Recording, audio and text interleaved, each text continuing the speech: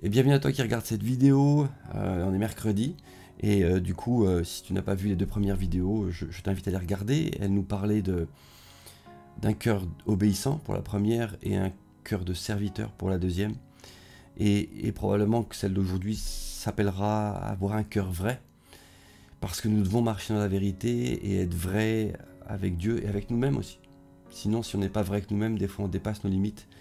On se fatigue et c'est très dangereux pour nous. On rentre dans des sphères alors qui dépassent notre autorité et notre capacité. Et c'est pas ce que Dieu nous demande. Et je veux vraiment, en tout cas, t'encourager, si tu regardes cette vidéo, d'aborder la parole de Dieu. Comme je le dis dans les autres vidéos, moi j'ai ma Bible ici, tu vois. Et je crois que la parole de Dieu fait un vrai travail, pour reprendre le terme vrai, dans nos vies. Alors que Dieu te bénisse, alors que nous partageons ce temps. 1 Roi 17, on a déjà lu deux belles parties. Je reprends 1 Roi 17, versets 10 à 12. Ça va être assez court aujourd'hui parce que c'est la réaction de la veuve sur laquelle je voudrais m'arrêter. Donc ça risque d'être assez court. 1 Roi 17, verset 10. Élie se mit donc en route pour Sarepta. On avait déjà vu ça, comment Élie était envoyé par Dieu là-bas. Lorsqu'il arriva à l'entrée de la ville, il vit une veuve en train de ramasser du bois. Il l'appela et lui dit. Je veux juste refaire un rappel, c'est que Dieu cherche des cœurs. Dieu cherche des cœurs, obéissants, on l'a vu, et de serviteurs. Et c'est ici le signe, le concept en tout cas, qu'Élie va utiliser exactement comme le serviteur d'Abraham l'a fait pour trouver la future femme d'Isaac. Serviteur, est-elle une servante? A-t-elle un cœur de serviteur? De servante du moins, pardon. Et il est dit, apporte-moi, je te prie un peu d'eau à boire. Alors elle partit chercher. Elle en cherchait, pardon. Mais il la rappela et lui dit encore, apporte-moi aussi un morceau de pain. 12. On lit de 10 à 12 aujourd'hui. Par le Seigneur vivant ton Dieu, je te jure que je n'ai pas de pain, répondit-elle. Il ne me reste qu'une poignée de farine dans un bol et un peu d'huile dans un pot. Je suis venu ramasser du bois, quelques bouts de bois, pardon. Je vais aller préparer ce qui nous reste pour mon fils et pour moi. Et quand nous l'aurons mangé, nous n'aurons plus qu'à mourir. Voilà ce que répond la veuve. Et ce que je trouve admirable dans cette réaction, c'est que la veuve dit vrai. Elle s'abandonne à sa situation, elle est en grosse précarité, elle va mourir en réalité, elle n'aura plus à manger. Et elle dit simplement à Élie, je peux pas. Je peux pas. J'ai pas de quoi. Enfin, ce qui me reste, c'est infime. J'ai pas de quoi. Et en ça, elle dit vrai. Elle ne cherche pas un moyen, un subterfuge pour ne pas dire sa situation. Elle aurait très bien pu se taire sur sa situation et dire non, je peux pas s'en aller, passer son chemin. Ou... Non, elle s'avoue, elle dit, je peux pas parce que, tu vois, je peux pas. Vraiment, je suis sincère, je peux pas.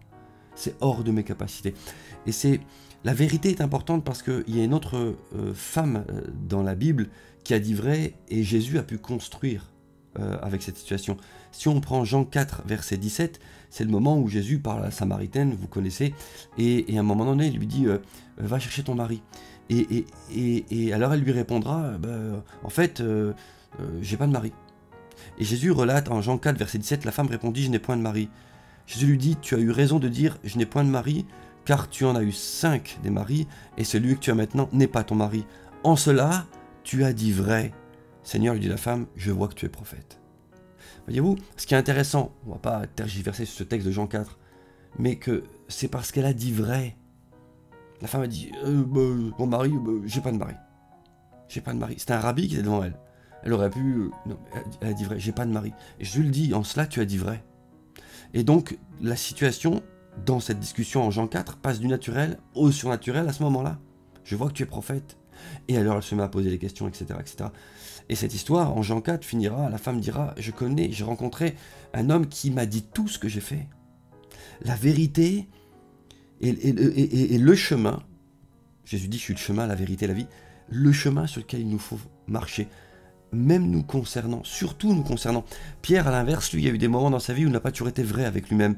En Matthieu 26, verset 33, Pierre prenant la parole, Matthieu 26, 33, il lui dit, quand tu serais pour tous une occasion de chute, tu ne le seras jamais pour moi. Jésus lui dit, je te le dis en vérité. Donc Jésus, en fait, lui dit, moi je vais te dire la vérité. Pierre, t'as beau dire ce que tu veux à l'extérieur, mais je connais ton cœur intérieur. En vérité, cette nuit même, avant que le coq chante, tu me renieras 3 fois. Pierre lui répondit, quand il me faudrait mourir avec toi, je te renierai pas. Et tous les disciples lui dirent la même chose. En réalité, on doit être vrai avec nous-mêmes et connaître nos limites. Et Dieu, parfois, nous amène à ces situations, nous amène à des moments où on est appelé à lui dire « Seigneur, je peux plus. J'ai pas ce qu'il faut pour. Je suis coincé. J'ai plus rien à te donner. Tu m'appelles à ceci ou cela. » Parce que c'est sur ta vérité, c'est sur le constat réel et authentique de ta situation. C'est quand tu reconnais ta faiblesse que Dieu va se servir de toi. C'est pas tant que tu construis les trucs par toi-même, Dieu va te regarder, va dire, il va se fatiguer jusque quand. J'ai besoin qu'il ou qu'elle réalise qu'elle doit être authentique. Dieu a besoin qu'on soit comme ce petit garçon avec 5 pains, de toute façon, j'apporte ce que j'ai. Et Jésus fera avec la multiplication.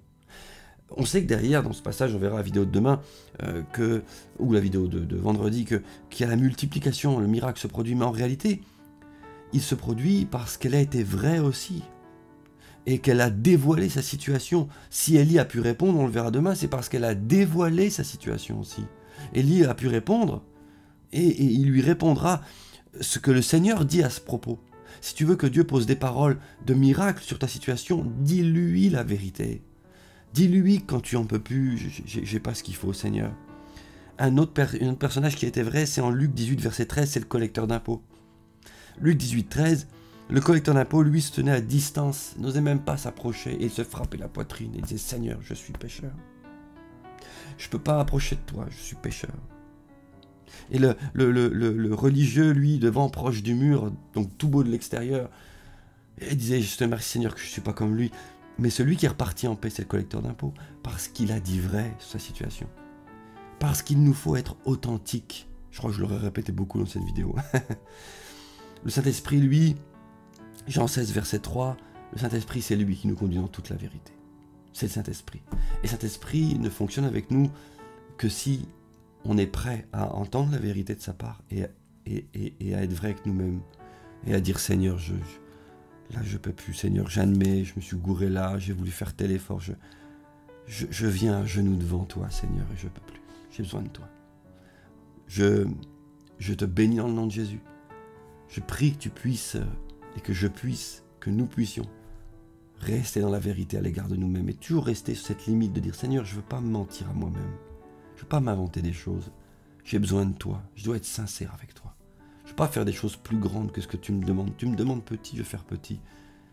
Et si tu me pousses dans mes limites, je vais te dire, Seigneur, là, je ne peux pas. J'ai besoin que tu multiplies. Là, je ne peux pas. J'ai besoin que tu agisses. Et c'est souvent quand on est vrai avec nous-mêmes qu'alors on laisse réellement Dieu agir dans nos vies. Que Dieu te bénisse.